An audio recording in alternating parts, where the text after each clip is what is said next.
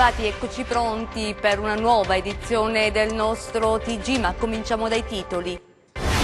Migliaia di cittadini provenienti da ogni parte d'Italia hanno partecipato stamattina a Reggio alla manifestazione indetta da CGIL e CISL-UIL per chiedere al governo di non discriminare il Sud, lavoro, diritti e futuro, le parole più gettonate. In attesa che il decreto, tramutato in legge, apporti le soluzioni prospettate per i problemi della sanità, i calabresi costretti a fare i conti con l'aumento dell'IRAP e dell'IRPEF. Il comune di Paola, dopo i lavori di potenziamento eseguiti al depuratore, spera di aver risolto il problema del mare sporco. Il giudice per le udienze preliminari del Tribunale di Catanzaro ha rinviato a giudizio su richiesta della DDA 4 persone sospettate di essere gli autori dell'omicidio di Matteo Vinci e del ferimento del padre. La quinta persona indagata ha scelto il rito abbreviato. Torneranno a protestare lunedì a Catanzaro i tirocinanti che vedono compromesso il loro futuro occupazionale. Sono 6.000 in tutta la regione. È ricoverato in gravi condizioni nell'ospedale pugliese Ciaccio di Catanzaro un ragazzo di 12 anni caduto dalla bici a Paravati. Cominciano a prendere corpo le trattative di calciomercato che riguardano le squadre calabresi. Il Cosenza alle prese con i rinnovi, il Crotone guarda al mercato estero, la Regina ha il Sil toscano, il Catanzaro alla caccia di un portiere. Ben ritrovati dalla redazione del TG10. In apertura la manifestazione di oggi a Reggio Calabria, proprio nel giorno in cui la nostra regione incassa un altro record negativo in fatto di disoccupazione che tocca quota 45,6%, dato che colloca proprio la Calabria tra le 5 peggiori regioni d'Europa. Ebbene, nella città dello Stretto, secondo le stime, 25.000 cittadini provenienti da ogni parte d'Italia esternano a gran voce il disagio di un Sud sempre più a Sud, sempre più periferia. La manifestazione è stata conclusa dai 3 segretari nazionali di CGIL, CISL e UIL. Per noi Francesco Straticò. È una manifestazione davvero partecipatissima, adesso non sappiamo se davvero c'erano 20.000 persone così come annunciato, ma è stato un tripudio di colori, di bandiere di diverso tipo e soprattutto di gente che è arrivata davvero da tutta Italia, dal Veneto, dal Piemonte, dalla Sardegna, e potete immaginare quanto ci è voluto per fare questo viaggio. Uno straordinario davvero impegno organizzativo e la città di Reggio Calabria ha saputo ben accogliere questo importante evento. Da qui dunque si riparte con il tema del lavoro, dell'occupazione soprattutto, ma anche del rilancio della sanità, che è un problema importante, tanto sentito in Calabria. Abbiamo parlato con un po' di gente naturalmente, adesso vi lasciamo a queste interviste, a queste pillole, a queste dichiarazioni appunto di chi ha voluto essere qui, a cominciare naturalmente dai vertici nazionali dei 3 sindacati fondamentali, i 3 sindacati più importanti. Il Mezzogiorno è rimasto lettera morta per molti anni, bisogna, e nessuno si può tirare fuori, perché anche le stesse regioni del Sud che non utilizzano i fondi strutturali, che non utilizzano i fondi di coesione sociale sono colpevoli. Per ripartire dal Sud bisogna ripartire con gli investimenti, con un piano straordinario di investimenti, perché il punto è creare lavoro e creare uno sviluppo vero che duri nel tempo. Basta campagne elettorali. Ne abbiamo fin sopra i capelli, i problemi non si sono risolti, la situazione è peggio di un anno fa ed è necessario che il governo ascolti questo popolo, queste piazze e si discuta assieme a chi li rappresenta come cambiare davvero questo paese. Tante migliaia di donne e di uomini del Sud, ma anche tantissime persone che rappresentando il lavoro vengono da tutta la nostra Italia per testimoniare qua che senza il Sud l'Italia non riparte. Noi abbiamo presentato una piattaforma importante che mette al centro il Sud per gli investimenti, lo sblocco delle infrastrutture, le reti sociali, la messa in sicurezza del territorio. È questo che chiedono gli uomini e le donne del Sud. E tra le tante adesioni alla protesta che si è tenuta oggi nella città dello Stretto, anche le voci del segretario nazionale del PD Zingaretti e del presidente della regione Mario Oliverio. Vediamo. Come 20 anni fa, le stesse bandiere, gli stessi slogan, la stessa determinazione nell'affermare che il Sud è una parte importante del paese e se non riparte l'economia in queste zone, difficilmente l'Italia potrà avere un futuro meno complicato e meno sofferente. Eccoli i lavoratori sfilare per le strade di Reggio Calabria, che per un giorno si trasforma in capitale dell'insoddisfazione per le scelte del governo, per la precarietà insopportabile, per la disoccupazione che cresce, per il disagio che avanza, per i diritti e per i doveri. C'è tanta gente venuta da ogni parte del paese perché il momento è delicato e la crisi morde le caviglie. Siamo qua per una cosa ben importante e precisa che riguarda tutti, tutta l'Italia, non solo qua alla Reggio Calabria. La CGIL di Varese, siamo in tanti, siamo qua oggi perché non ci può essere un'Italia a due velocità. Non è stato facile raggiungere Reggio Calabria, del resto la città calabrese non è dietro l'angolo. Ma il richiamo è forte, la voglia di metterci la faccia lo è altrettanto. Questo è il popolo che non si arrende, che risponde presente al sindacato, che a sua volta misura il grado di appeal tra la gente, fra quelli che un lavoro ce l'hanno già, quelli che lo hanno perso e quelli che non l'hanno ancora trovato. A Reggio è andata in scena l'indignazione e la rabbia, quella che si coglie a piene mani, sfilando con le migliaia di manifestanti e che il sindaco della città ha accolto così. Reggio Calabria per dire sì al lavoro che premia il merito, che non costringa tanti giovani a emigrare per potersi realizzare, che tolga il bisogno ai cittadini, li renda liberi e quindi li tolga dalle grinfie dell''ndrangheta e della criminalità organizzata, che consenta a tanti cittadini e malati di potersi curare nella propria terra e non dover emigrare per poterlo fare. Reggio e la Calabria ci riprovano, insistono perché un futuro diverso è possibile. Lo ha capito Zingaretti, che si è precipitato nella città dello Stretto per agganciare il treno delle proteste al PD. Noi dobbiamo lottare per questo, per chiedere una nuova politica per lo sviluppo dell'Italia, fatta anche di infrastrutture e di investimenti e in particolare in questa zona del paese, perché l'Italia se si spezza in due muore, questo lo devono capire tutti. La stessa operazione l'ha tentata anche il governatore della Calabria, Mario Oliverio. Posizioni strumentali e di comodo? Noi credo che dobbiamo guardare con grande interesse e fiducia a questa manifestazione come il punto di ripartenza per accendere l'attenzione e i riflettori sul Mezzogiorno come risorsa per fare ripartire l'Italia. Sarà la gente a giudicare, magari dopo aver visto quali risultati produrrà la massiccia manifestazione di oggi. Di certo però va detto che un primo significativo risultato l'hanno raggiunto biondo, sposato e russo, i 3 segretari calabresi che ci hanno creduto e portato a termine con successo la mobilitazione di oggi. E dopo il lavoro, perché il tema della manifestazione a Reggio, non lo dimentichiamo, è futuro al lavoro, apriamo un altro capitolo doloroso, quello della sanità. Adesso che il decreto speciale è legge, i calabresi attendono il cambio di passo promesso, ma al momento, aspettando che venga attivato il piano di assunzioni, incassano una notizia non proprio buona che riguarda l'aumento dell'IRAP e dell'IRPEF. Vediamo. Forse sarà sfuggito ai più, ma è giusto che i calabresi lo sappiano. La notizia è questa. L'Agenzia delle Entrate ha incrementato l'IRAP e l'IRPEF per la Calabria. Questo significa che al danno si aggiunge la beffa. Tradotto, poche prestazioni sanitarie di qualità, ma in compenso pagheremo più tasse. Questo vuol dire che questo benedetto decreto, tramutato in legge, in buona sostanza non apporterà nulla. Anzi, aumenterà lo stato di disagio del sistema sanitario che i calabresi vivono sulla propria pelle. Va detto, a scanso di equivoci, che non è certo che ci sarà lo sblocco delle assunzioni. Leggendo bene gli articoli della legge, qualche dubbio c'è.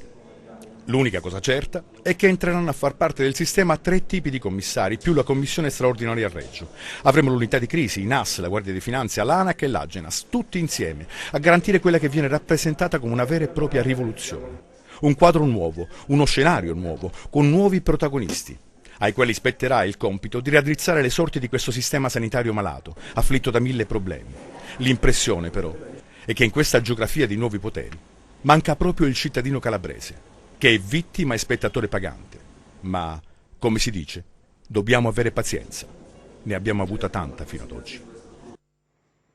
Secondo giorno del nostro viaggio sulle coste, anche oggi siamo a Paola per, così, dopo aver affrontato la questione turismo con un imprenditore, siamo andati a vedere come funziona il depuratore che tratta le acque nere della popolosa cittadina. La situazione rispetto al passato è migliorata, ma c'è ancora tanto da investire e da fare. Gianluca Pasqua. Un anno fa di questi tempi il mare di Paola era nell'occhio del ciclone. Al termine di un periodo di piogge battenti, l'acqua presentava vistose chiazze, tanto che la Lega Ambiente Calabria giungeva l'invito alle autorità competenti ad approfondire i controlli sulla depurazione. La situazione attuale sembra decisamente migliore. La stagione estiva si è aperta nel migliore dei modi. Il depuratore località Pantani lavora a pieno regime. Le acque nere che confluiscono nell'impianto vengono trattate nelle vasche e finiscono in mare purificate. In questo momento la situazione del mare è buona grazie anche a un sistema di controllo che noi abbiamo praticato non solo sul depuratore. Voglio ringraziare per questo anche il settore ambientale della Polizia Municipale con gli ispettori Mandarini, Borgia e Pierri che fanno un sistema di monitoraggio dell'intera città, garantendo anche quella che è una concentrazione di tutti gli sforzi dell'amministrazione per garantire un mare pulito. Ecco il punto in cui sfocia la condotta dell'impianto di depurazione, controllato H24 da una telecamera di videosorveglianza. In passato ci sono state polemiche sul mare, non solo a Paola, su tutto il Tirreno Cosentino, non sono mancate le critiche, tant'è che molti esercenti, proprietari di lidi si sono attrezzati con delle piscine per venire incontro al pubblico. Noi speriamo che questo non capiti più. Per fare questo è necessario non solo controllare gli scarichi abusivi, quindi garantire un sistema di controllo lungo la costa, ma garantire anche un'efficienza del servizio, quindi nuove risorse con nuove tecnologie. Però io voglio anche dire che in questi anni si è raggiunto il 93% del collegamento al sistema di depurazione dell'intera popolazione, quindi ci sono stati fatti dei passi in avanti. Ma in caso di cambiamento delle condizioni climatiche, l'impianto riuscirebbe a garantire una depurazione ottimale, evitando lo sversamento di fanghi come è avvenuto in passato? Occorrono delle risorse come quello di evitare che ci sia questa confusione tra le acque bianche e le acque nere, che quindi vengono canalizzate tutte in uno stesso sistema, ma il lavoro è molto copioso, dispendioso, quindi questa dell'emergenza del maltempo, dei temporali nel periodo estivo obiettivamente può causare dei problemi. Su questo le amministrazioni, non dico solo quella di Paola, ma tutte le amministrazioni del Tirreno Cosentino devono fare attenzione e quindi studiare un sistema per prevenire questi fenomeni. Il giudice per le udienze preliminari del Tribunale di Catanzaro ha rinviato a giudizio su richiesta appunto della DDA 4 persone sospettate di essere gli autori dell'omicidio di Matteo Vinci e del ferimento del padre.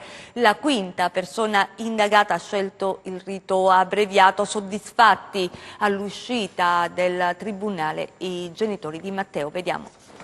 Rinvio a giudizio è quanto ha deciso il GUP distrettuale di Catanzaro Paola Ciriaco per 4 dei 5 indagati dell'operazione Demetra sull'autobomba che all'Imbadi il 9 aprile del 2018 provocò la morte di Matteo Vinci di 42 anni e il ferimento del padre Francesco di 70. Il GUP ha accolto la richiesta avanzata dal PM della direzione distrettuale antimafia di Catanzaro Andrea Mancuso. I reati contestati a Domenico Di Grillo, alla moglie Rosaria Mancuso, al genero Vito Barbara e alla figlia Lucia sono omicidio e tentato omicidio aggravati dal metodo mafioso, detenzione abusiva di materiale esplodente, minaccia, ricettazione, detenzione abusiva di armi, lesioni personali, estorsione e rapina. La quinta indagata, Rosina Di Grillo, anche lei figlia di Domenico Di Grillo e Rosaria Mancuso, ha invece optato per il giudizio abbreviato e il processo a suo carico è stato fissato per il prossimo mese di ottobre. Il dibattimento invece per i 4 rinviati a giudizio avrà inizio il 17 settembre prossimo. Soddisfatti al termine dell'udienza che si è svolta a Catanzaro, i genitori di Matteo Vinci, il padre Francesco e la madre Rosaria Scarpulla, che si sono costituiti parte civile, eccoli all'uscita dal tribunale. La mia impressione è che è positiva, senz'altro, perché non poteva essere che così. perché la verità affiora anche solo respirando. Ancora attendo molto e spero che questa verità riaffiori in ogni senso, in tutti i campi e poi che abbiano una giusta condanna, che la giustizia vada avanti e che sia veramente quella che io desidero, come Matteo e più di Matteo. Secondo quanto emerso dall'inchiesta, il movente dell'uccisione di Matteo sarebbe da collegare ad una vendetta per questioni di interesse. Sono convinto che la professionalità, la rettitudine della magistratura abbia giocato il suo ruolo ed è riuscita a sconfiggere qualunque tentativo di trabocchetti o di marchingegni che le parti interessate cercavano di frapporre per impedire il compiersi della giustizia. Nella nomina di un avvocato che poi non è stato nominato, insomma in un trucchetto che hanno cercato di introdurre per provocare il rinvio, ma ovviamente grazie alla perspicacia, alla professionalità, alla preparazione sia del pubblico ministero che del giudice, questo tentativo è stato abbondantemente sventato e quindi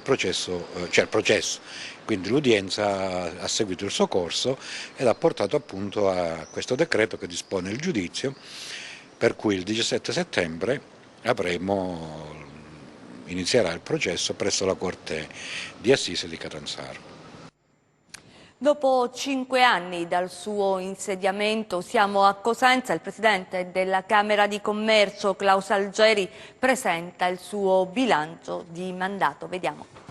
Sono passati 5 anni da quando Klaus Algeri ha assunto la presidenza della Camera di Commercio di Cosenza. Sono stati anni importanti al servizio delle aziende del territorio ed è proprio per dare contezza del lavoro fatto che il presidente Algeri, all'ultima seduta di Consiglio, ha pensato di invitare tutte le imprese e i cittadini. Il racconto di questo periodo di gestione che sta per concludersi è stato affidato ad un documento di rendicontazione denominato bilancio di mandato. Il bilancio di mandato è previsto per legge, diciamo che questo ente camerale non l'ha mai fatto fine mandato. Noi lo facciamo un po' come Open Camera Cosenza, l'abbiamo aperto a tutti, l'abbiamo aperto specialmente a tutte le imprese storiche e a tutte le imprese che oggi non vogliono partecipare e faremo il conto di questi 5 anni di cosa avevamo programmato e cosa abbiamo portato a casa.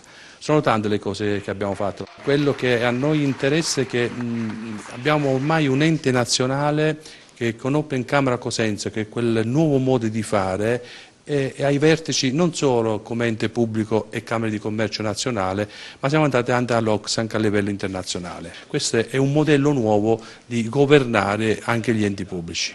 Un mandato che merita di essere raccontato per condividere con tutti gli attori del territorio i risultati di 5 anni di lavoro in cui l'impresa e i suoi bisogni hanno rappresentato il faro guida nelle scelte dell'ente camerale. Io mi sono insediato il 30 giugno del 2014, la legge prevede 6 mesi di prorogazione, io non voglio prorogazione, io voglio che si governa con stabilità, si governa per progettare, si programma per il futuro. C'è stato fatto, ma noi questo non l'abbiamo fatto, questo era quel motivo perché il Brasile ha vinto con la Svezia, con Giunca, quel modo di giocare, rompendo alcuni sistemi che in realtà come abbiamo fatto noi.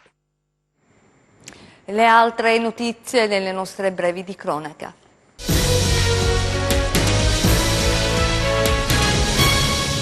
Un ragazzo di 12 anni è rimasto vittima di un incidente ed è ricoverato in gravi condizioni all'ospedale Pugliese Ciaccio di Catanzaro. Il ragazzo della frazione Paravati di Mileto nel Vibonese era in sella alla sua bicicletta quando, per cause che sono ancora in corso di accertamento, è caduto a terra urtando violentemente la testa. Il dodicenne è stato soccorso dai sanitari del SUA 118 e portato nel pronto soccorso ospedale di Arzolino, ma data la gravità della situazione i medici hanno deciso di farlo trasferire in nosocomio catanzarese. ha tentato di darsi alla fuga utilizzando un furgone del comune di Cosenza per il trasporto di persone diversamente abili. Un 45enne colto in flagranza di reato dopo aver portato a termine un furto in abitazione del centro città. Il veicolo utilizzato da verifiche immediate è risultato rubato qualche giorno fa. L'uomo, bloccato dagli agenti di polizia, è stato trovato in possesso di tutta la refurtiva asportata nell'appartamento, che è stata restituita al legittimo proprietario. I 2 agenti penitenziari arrestati perché accusati di aver favorito alcuni detenuti della casa circondariale di Cosenza in cambio di soldi e protezione hanno risposto alle domande del giudice delegato durante l'interrogatorio di garanzia effettuato nel carcere di Vibo Valentia, dove sono reclusi. I 2 si sono dichiarati estranei ai fatti e si sono detti disponibili ad un confronto con i collaboratori di giustizia che li hanno tirati in ballo con le proprie dichiarazioni. L'autista di un'ambulanza del 118 di Crotone sarebbe stato aggredito e preso a pugni durante un intervento. I sanitari del 118 si erano recati in località Poggio Budano per una richiesta di soccorso per una donna di 78 anni. Durante i controlli di routine la donna ha avuto un mancamento. Il medico ha chiesto all'autista di portare una speciale sedia per trasportare la donna in ambulanza. Un nipote della donna ha prima minacciato e offeso l'autista e l'infermiera, poi ha colpito l'uomo con un pugno al volto, soccorso a sua volta e portato in ospedale. L'aggressore denunciato è in corso di identificazione da parte dei carabinieri della compagnia di Crotone.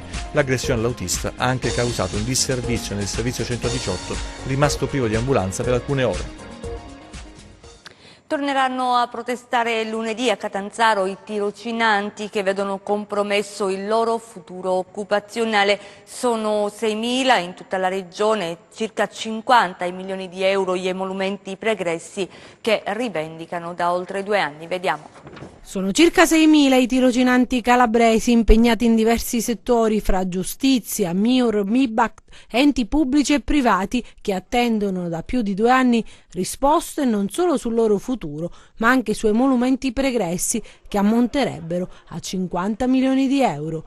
Nonostante le proteste e le richieste di intervento, la situazione è di un preoccupante stallo. Continueremo la nostra battaglia per avere riscontri su quello che sono gli esiti della famosa banca dati, quella che risale al 2017, quando all'epoca avevamo quei problemi nei pagamenti e non riuscivamo ad avere riscontro. L'allora prefetto Latella intimò l'INPS e la Regione Calabria a dare risposte immediate.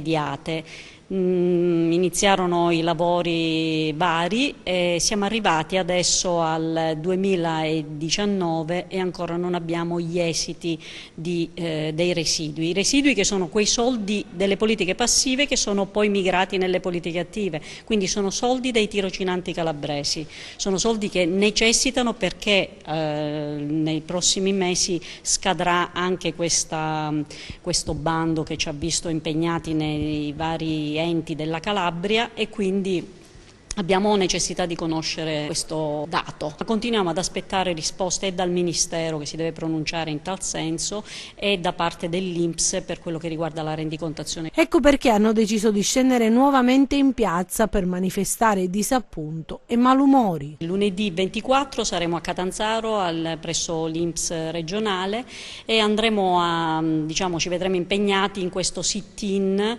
per ottenere qualche risposta. Speriamo che il presidente del direttore generale dell'INPS regionale e il prefetto possano in qualche maniera intervenire su questa annosa vicenda e darci le dovute risposte. In Calabria emergenza alcol, sono tanti gli alcolisti nella nostra regione, cresce il numero di giovani con dipendenza da alcolici. A Vibo, iniziativa importante degli alcolisti anonimi. Ha fatto tappa a Vibo Valentia l'associazione Alcolisti Anonimi per 2 giorni di seminari. Alla fianco l'associazione Gruppi Familiari Al-Anon per condividere esperienze, forze e speranze e dare così una dimostrazione diretta di cosa vuol dire un aiuto per chi soffre per il bene di qualcun altro, raccogliendo anche testimonianze dirette di chi vive in maniera drammatica questa patologia e soprattutto riesce con l'autoaiuto a garantire un riscatto e un ritorno alla vita. Com'è stata questa esperienza vibonese? No, è una buona esperienza per quel che ci riguarda, perché il nostro intento è trasmettere il messaggio di Alcolisti Anonimi, un messaggio di speranza, del recupero per chi è nel problema e quindi in questo territorio siamo già presenti perché abbiamo dei gruppi a Lamezia Terme, a Reggio Calabria, a Crotone, a Cosenza. Comunque è importante per noi farci conoscere, far conoscere l'associazione in tutto il territorio per dare l'opportunità a chi vive il problema dell'alcolismo, un'opportunità di recupero, una speranza di ritorno alla vita senza bisogno della sostanza alcol. Per me Alcolisti Anonimi è la seconda mamma, io sono rinato. Altra settimana interlocutoria, siamo al calciomercato per le squadre calabresi. I direttori sportivi di Serie B e C stanno mettendo a punto le intese da ratificare nei prossimi giorni. Attive Cosenza e Crotone in cadetteria, la Regina ha scelto Mimmo Toscano per tentare il rilancio. Vediamo. Strategie, depistaggi, incontri segreti, siamo entrati nel periodo più caldo dell'anno in tutti i sensi. È stata la settimana della semina per il Cosenza, chiudendo quasi definitivamente la questione rinnovi di contratto, Idda e Bruccini, per poi proseguire con Saracco per dedicarsi agli identikit dei rinforzi richiesti da Braia. Tutto chiaro, tutto in testa, mosse le prime pedine prima di pensare alle permanenze di Sciaudone, Embalo e perché no anche di Palmiero. Il Cosenza si è mosso rinsaldando i rapporti con il Napoli anche per Gaetano e con la Fiorentina con possibile operazione a sorpresa anche dall'estero, vedi Ospitalieri, e nomi sondati ma senza seguito fin qui come Pacionic, Bianco e Sabbione destinato al Bari. Il Crotone è operativo col Milan asse possibile per Gabbia e Bellodi. I pitagorici pensano anche a Bonazzoli, obiettivo del Cosenza, e studiano altre operazioni dall'estero attendendo l'ufficialità per Mustacchio. La Vibonese a inizio settimana sbloccherà la questione allenatore con Modica sempre in cima alla lista. La Regina si gode il sì di Mimmo Toscano per poi pensare a sfoltire De Falco, Baclé e Bellomo sul piede di partenza con Mazzeo, primo nome per l'attacco, e Cristini quasi definito per la difesa. Il Catanzaro invece ripensa a Butic del Torino ed è sempre caccia ad un portiere. Il coltello dalla parte del manico, le calabresi fanno sul serio sul fronte calciomercato. A Cosenza adesso, dove è partita la maratona del Cosenza Piano Fest, 90 pianisti di musica classica invaderanno la città in alcune location storiche fino a domani. Vediamo.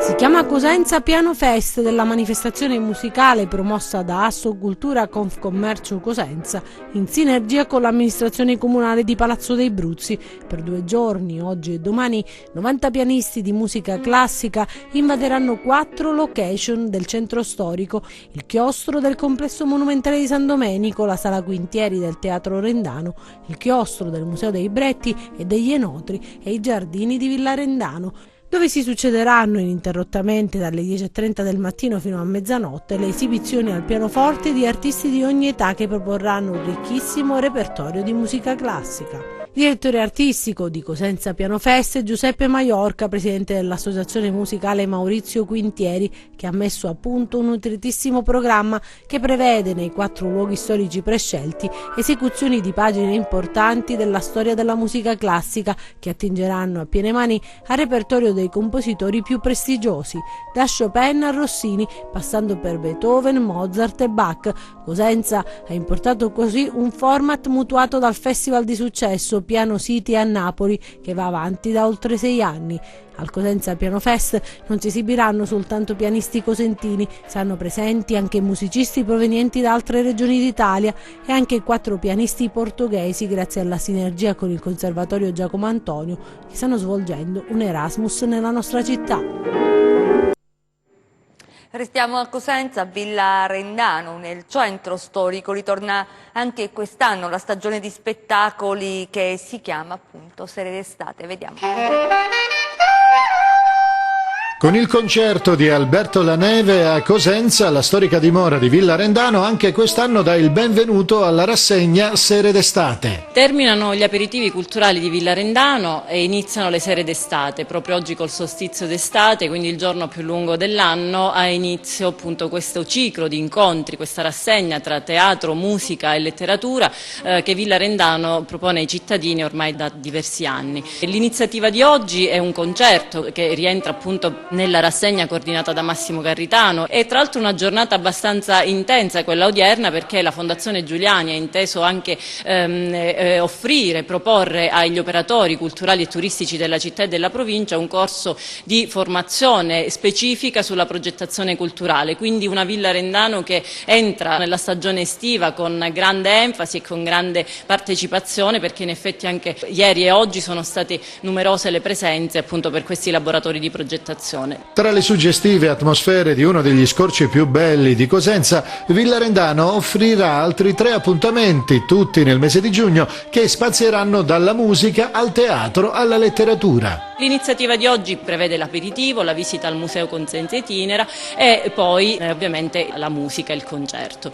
Nei giorni a seguire, quindi il 22 e il 23, ci saranno invece altri concerti di musica classica nell'ambito del Piano Fest, che è appunto quindi la festa della musica che accomuna tutte le città, e poi appunto seguendoci sui social, in modo particolare su Facebook, Instagram e anche Twitter, Villa Rendano e Museo con senza itinera, ci si potrà informare sulle iniziative di luglio.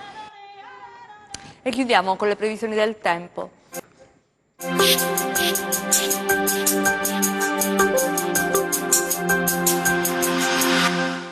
L'imminente weekend avrà un sapore tipicamente estivo, caratterizzato da tempo stabile e soleggiato e con temperature al di sopra delle medie stagionali, favorite queste dalla presenza di un promontorio anticiclonico africano che veicolerà verso la nostra regione masse d'aria più calda proveniente dal Sahara. Ciononostante, questa fase calda non sarà duratura, infatti già dalla giornata di domenica inizierà un graduale calo delle temperature.